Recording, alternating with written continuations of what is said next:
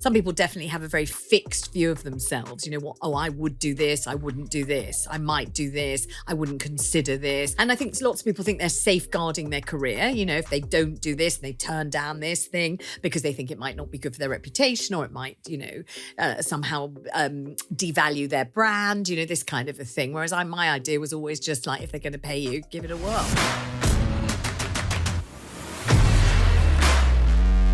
As someone who's been on, I guess, so many different formats, so many different channels and stuff over the years, I mean, what do you think your secret of staying relevant is? And have you evolved much?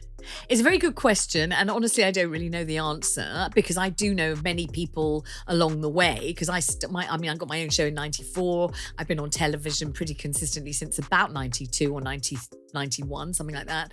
And there've been people that I've worked with along the way who struck me as very professional, good at what they did, definite kind of persona that you recognize, known sort of household names you're pleased to work with, etc., who've somehow kind of disappeared along the way. And it's not obvious why. I mean, some people you work with, you think, well, they're not very good, or, God blimey, really boring, or just, not very competent. But lots of people who are good and competent and nice and professional have sort of disappeared. And why I haven't, I just don't know. I'm not sure. I wonder if it's because I've sort of tried to keep as many different income streams and ways of making a living going at once as I possibly could. So, for example, when I got offered early breakfast on Radio 2, which is a massive network radio show, Radio 2 is the biggest radio network in Europe, it's huge. I could have said, okay, great, yes, please, thank you very much indeed. And of course, I can't still do my BBC Radio London breakfast show. But I just thought maybe I can do both. Then I wondered if some grown up was going to come along and say, Vanessa, you can't do both. You can't do, network and regional. You can't do London and Radio 2. That's not allowed. There's some big rule book in the sky which says you can't do it. But nobody did tell me I couldn't. So I did both. For 12 years, I did both. I did one in one building. Then I ran down the stairs into another building and did the other one. And then I ran down the back stairs, jumped on the back of a limo bike, which is a motorbike that they whiz you around London on, and did This Morning straight after. So I would do 3 shows before about 11:15 in the morning. And that way, you've always got some option of making a living somehow. And that's really been my mantra, I think. Well, it's interesting you say that, because, I have all kinds of different guests on the show, from business people to celebrities to athletes and everything in between. But, my core audience are business owners, entrepreneurs, either people who've got a business or people who want a business. So even when I'm talking to people from outside the immediate business sphere, I'm always looking for kind of, analogies to transfer from one to the other. And you mentioned multiple streams of income there, which is an important one. But I was also thinking, when you were talking about the fact that you've come across lots of people over the years who are, very competent, or, and they can do the job.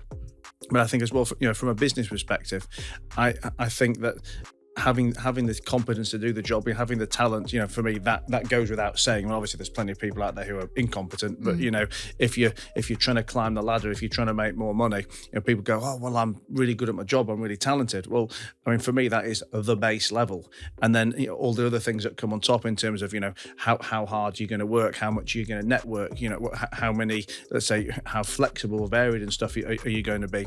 And I guess they're the things that, we always think about in let's say, a non-media style business.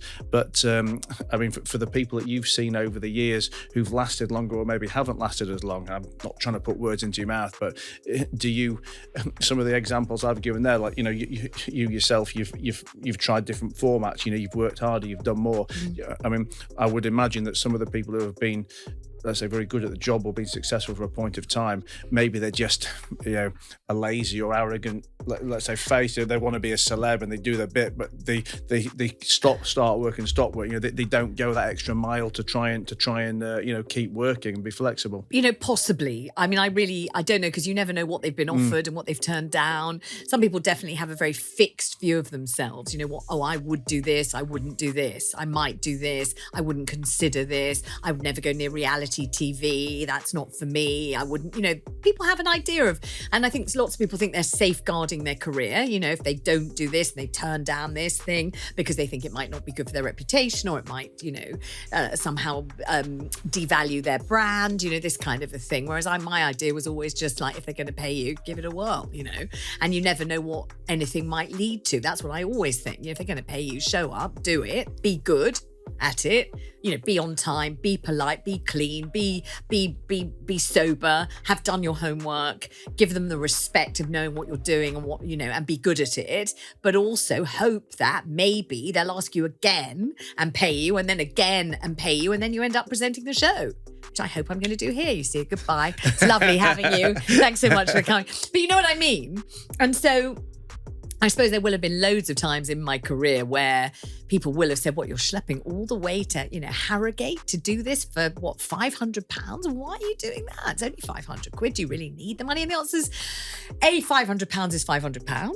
I'd rather have it than not have it. 100% yes. B, if you're a freelance, you never know how long your income streams are going to last. So you could end up wishing you'd earned that money. And, my father used to say, no one's going to give you £1.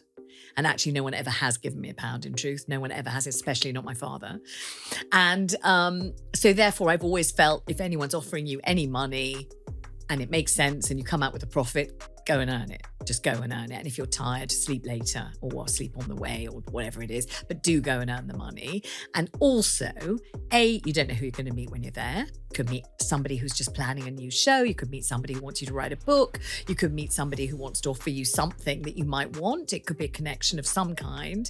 And B, you don't know whether, if you're really, really good at it, on it, then they'll ask you back and then they'll ask you again, and then you'll be a regular. And then when the next series comes, you might be a host, and then you might, it might lead to a big thing. Whereas if you don't bother because you think, it was only a few hundred quid, what was it worth it? I could have been asleep, I could have been at home, I could have been having dinner, I didn't do it. Then you don't know, you're shutting yourself off from every opportunity. But you might think that's really small bananas and small potatoes and not much cop. I don't know what you think of that. No, I totally agree with it. I mean, I would even go one step further. I have a slogan which I have on some Matt Haycox t-shirts. I may even send you one that says 80% of what I do for free. The other 20% I get fucking well paid for. I wouldn't wear it because of the language, but I see what you mean. We can beep it out for you. We can beep it out. But I really have, that really has been my life. I really have thought, no one's going to give me £1. Let me earn it. They want to pay me, let me do the job. That's what I've mainly thought. The whole kind of nurturing the brand and feeling that various things are not suitable for me and I'm not the sort of person who would do this thing and this thing. I don't really think that. I think this is my living. This is how I earn it. As long as I can hold my head up high and I haven't done anything that's evil or wicked or corrupt or nasty, and I don't think I ever have, then I can carry on smiling and carry on paying my bills and no one has to pay them for me, and that's it. And that's how I've lived. And I do think that if you give it a whirl and you do your absolute best, which I always do, really try hard, I don't just coast through, as you can see, that it can lead to good stuff. It doesn't always, obviously. Sometimes you're coming back from, Aberystwyth thinking, God, what the hell did I do that for? But sometimes you're not. You're thinking, I've sat for an hour with Matt Haycox and I'm going to get nothing out of this. No, it's great to meet you. It really is.